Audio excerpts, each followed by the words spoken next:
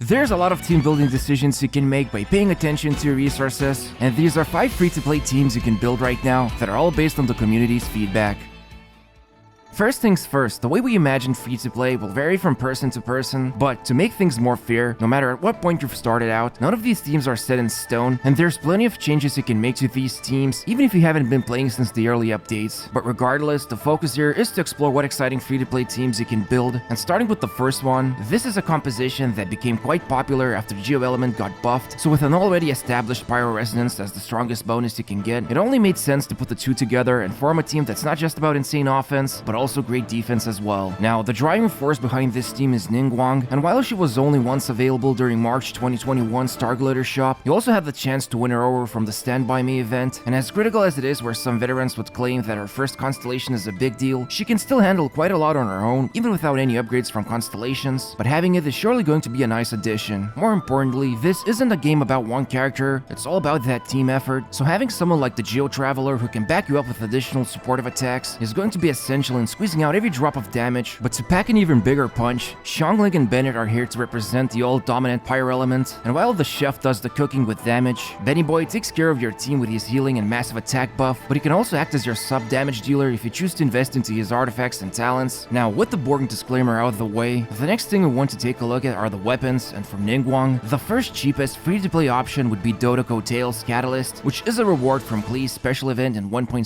update, and the recommendation mostly comes from the fact you can easily max refine it and also enjoy the generic attack percentage substat increase, not to mention a great synergy that boosts charge attacks from the passive effect. But for alternatives, Frostbearer, Royal Grimoire, or Blackleaf Agate can be obtained depending on which substat and passive is best suited with the current resources invested into her. Finally, for the rest of the teammates, getting Harbinger of Dawn on Geo Traveler for additional sub damage is great, while for Xiangling, Prototype Starglitter is the cheaper option when compared to Blackleaf Ball, since you just need one spear material from the weekly boss and then few other resources to craft the weapon. But of course, if crit damage is your jam, then more power to your Michelin chef. Now for our precious Bennett, Festering Desire from 1.2 update is the go-to weapon for him, while the lesser preferred option would be Prototype Rancor, just for that juicy base attack to boost your team's damage through the burst. Remember, these weapons aren't set in stone since we are operating purely on free-to-play resources, and they can easily pull their own weight, but you can also always replace with something else you've leveled up or upgraded. Speaking of which, most free-to-play teams can be improved or at least given more options when it comes to characters outside of free-to-play resources, and in this specific team comp, Zhongli is definitely a huge addition when he steps into the Geo Traveler spot. That additional 20% resistance shred, a big dumb shield, and spammable burst only makes things easier for Ningguang and the gang. Overall, this is one of the teams a mobile player will enjoy using because there will be plenty of shields from crystallized reactions coupled together with Benny's healing, so you can stand a better chance when trying to dodge with your phone or tablet. And let's not forget the amount of damage you will inflict upon your enemies just from a simple rotation of deploying a couple of skills and bursts. Either way, this is just one of the 5 teams we've witnessed so far.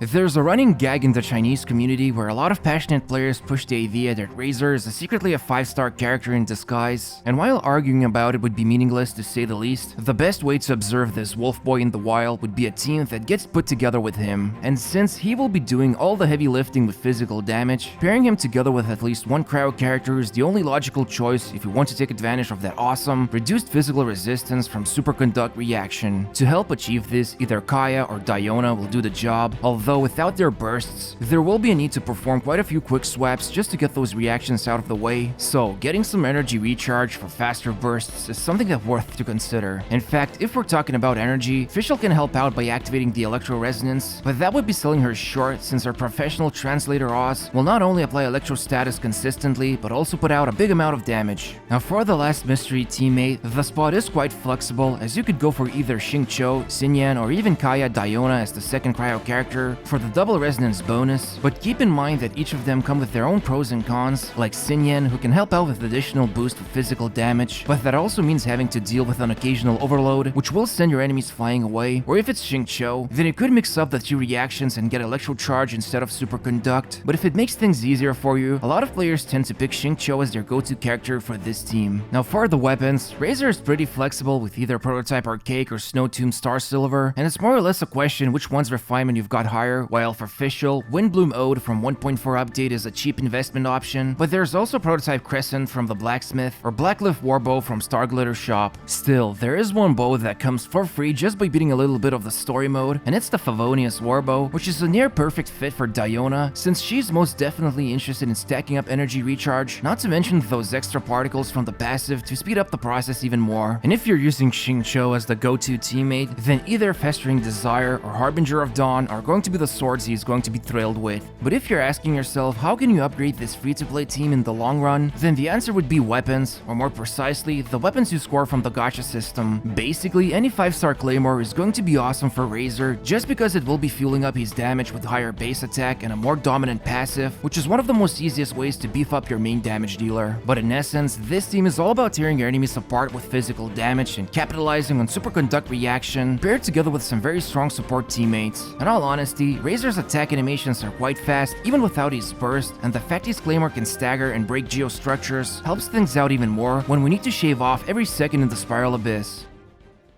If there ever was a team that can adapt to many challenges, then it would be this one. You can call it whatever you like, some prefer giving the name Happy Counter, others just stick with the usual fireworks you'll hear often mentioned when you see similar teams like these. But the idea is simple. Bennett drops his burst, and you go one by one activating Beidou's burst, and Fischl's Skiller burst, and then follow up with Xingqiu, so that you can end up with a nice electro bubble surrounded by swords and backed up by a Raven friend. Now, if you're going up against more aggressive enemies, timing Beidou's counter is going to be easier, while the preferred member to act as the conduit before the bursts run out will be Benny Boy. Actually, what's really interesting is that if you equip Bennett with Thundering Fury, anytime he causes a reaction with Electro, his skill's cooldown will get reduced on an already existing reductions he gets from his passive talents. Also, you can replace one of the Electro teammates with Lisa instead, and she can be built pretty cheap by only equipping a fully refined Thrilling Tales of the Dragon Slayers, while she also provides a great passive to shred away 15% of enemies' defense with her burst, not to mention if you decide to equip on her Noblesse Oblige for additional team damage boost. But even better, if you do decide to build her, you can throw on her a couple of Elemental Mastery artifacts and take advantage of the bigger and better overload reactions as of 1.6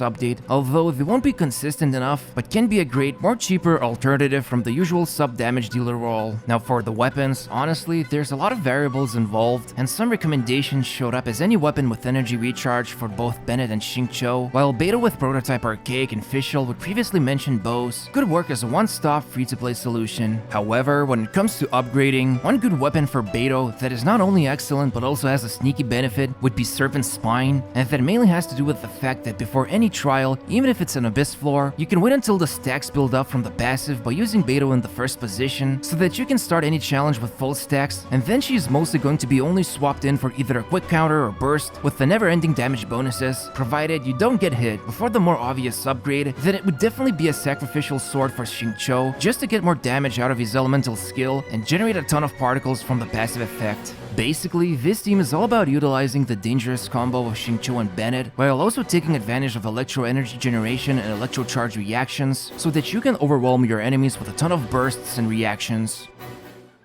This team right here is going back to the roots of Genshin's history, and it's all about utilizing Xiangling's supreme performance with Crescent Pike, and you've probably seen this mentioned at least once when looking at either the weapon or Xiangling's guides, but the core idea is very clear. The renowned chef does all the work with normal and charged attacks, while the rest of the team is here to help her out produce even bigger numbers. Now, you'll want a pair of Electro and Cryo to lay some superconducts on your enemies, and the best duo for the job would be Diona with Fischl, seeing as you could have obtained them for free, but for the last teammate, the easiest choice more or less is going to be Bennett, since you don't need that much investment to utilize him. And the weapons, well, besides the obvious choice being Crescent Pike for Xiangling, everything else you've already seen were pretty much covered previously, with the only interesting note here being that for a special artifact mention, Pale Flame actually works pretty well with Guba's attacks to fully activate the bonus of the Force set, although there is that problematic nature of her companion sometimes not trying to hit the enemies with his Flame Breath. But aside from this, while the team is pretty amazing in some encounters,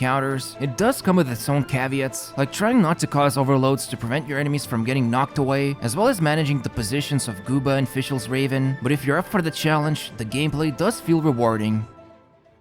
If there's one team that's truly the pinnacle of free-to-play performance, then it would be the national team that's dubbed by the Chinese community. And the never-ending spotlight for Xiangling truly magnifies the potential she holds within her, and you could be playing around with her physical build, or step it up and instead go for the most powerful reactions of Melt and Vaporize, provided from the supports you would expect to see in this team comp. Now, while the selection of team members is very strict in order to get the best performance, you can actually switch out Chongyun with Sucrose to instead go for a dedicated Vaporize Swirl team combination that just became better thanks to the 1.6 update to transformative reactions, which now makes Sucro go from just your usual elemental mastery booster to a fully fledged support damage dealer that gets better and better the more swirls you create with her. Obviously, she could deal damage before, but now it's far more superior thanks to stronger swirls. Also, keep in mind that this Shy Alchemist was never available for free, and it's more of a suggestion to mix things up a little. And when we look at the weapons, Xiangling definitely needs a lot of energy recharge to cover that expensive burst cost, so getting prototyped Starglitter is a great option, while Chongyun relies on the prototype Archaic, and the remaining Sword Boys get the usual recommendations you saw from previous teams mentioned. Now, as for Sucrose, either Mapamare to capitalize on extra elemental mastery for better reaction and her own damage from swirls, or the classical Thrilling Tales of the Dragon Slayers to boost up the damage of one of your teammates. Finally, for upgrades, it's basically just getting more stronger 5-star or 4-star gacha weapons, as well as using something like Deathmatch on Xiangling from the Battle Pass, so you can build her crit rate and damage ratio more easily. But that's pretty much the national team. It's an absolutely scary composition that uses extremely potent reactions, as well as powerful support skills, and it only gets more dangerous for your enemies the more constellations you unlock past the free-to-play ones you've obtained.